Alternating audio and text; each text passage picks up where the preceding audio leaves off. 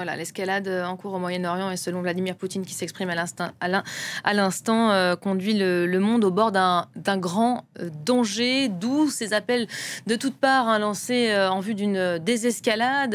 On voit notamment que les Européens, les ministres des Affaires étrangères des 27 se retrouvent aujourd'hui à Bruxelles en vue de tenter de pousser pour la voie de la diplomatie. La France, l'Allemagne et le Royaume-Uni ont déjà demandé à l'Iran de ne pas entreprendre d'autres actions susceptibles de déstabiliser la région. C'était le cas aussi hier lors de ce conseil de défense organisé à l'Elysée. Emmanuel Macron avait appelé à éviter une escalade incontrôlée. On est avec Pierre Benazé en direct de Bruxelles. Bonjour Pierre. Bonjour. À l'heure de ce rendez-vous des 27, il y a une volonté de promouvoir la diplomatie, mais on voit que la voix des Européens est assez inaudible. Et pour l'instant, ils sont effectivement cantonnés à un rôle de spectateurs. C'est en tout cas comme ça que leur position est critiquée ici au sein de l'Union européenne.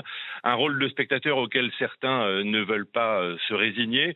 On a entendu en particulier les deux pays membres du groupe des trois, c'est-à-dire la France et l'Allemagne, puisque le Royaume-Uni n'est pas dans l'Union européenne, préconiser à nouveau la relance d'une réunion du type de celle survenue à Genève vendredi avec leur homologue iranien Abbas Araghchi. La chef de la diplomatie européenne, Kaja Kallas, estime que c'est extrêmement urgent de relancer des négociations.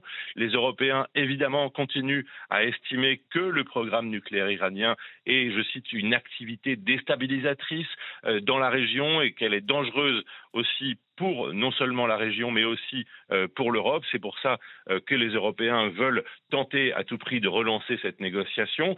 Malgré tout, leur position assez ferme sur le programme nucléaire pourrait ne pas les mettre en très bonne posture vis-à-vis de Téhéran. Ils estiment toutefois, les Européens, qu'ils restent les seuls interlocuteurs, les seuls diplomates acceptables pour relancer justement cette voie diplomatique. Ce serait pour eux le seul moyen d'exister. Ils estiment qu'ils en ont les capacités et les compétences, même si l'accord sur le nucléaire iranien négocié à Genève il y a 13 ans puis à Lausanne avait été torpillé par Donald Trump lui-même. Il faut maintenant relancer ces négociations. C'est la seule priorité pour eux aujourd'hui.